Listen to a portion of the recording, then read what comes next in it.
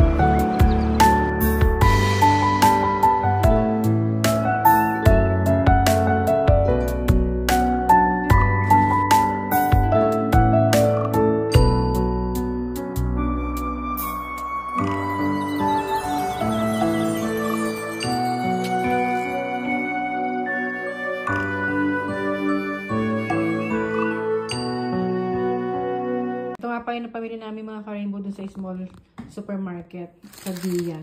Nakaibig na ako, bumili ako ng donut. Tapos nakita ko naman yung wala na rin naman kami tinapay. Bumili ako ng tinapay, banana, at saka of course yung ating rice. Kasi naubusan ako ng rice.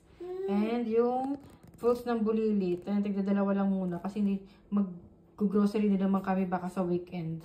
Pag hindi nagkasya yan, bibili na lang ako ulit. Kasi total malapit lang naman. Thank you for watching mga ka-rainbow. Till next vlog. Bye!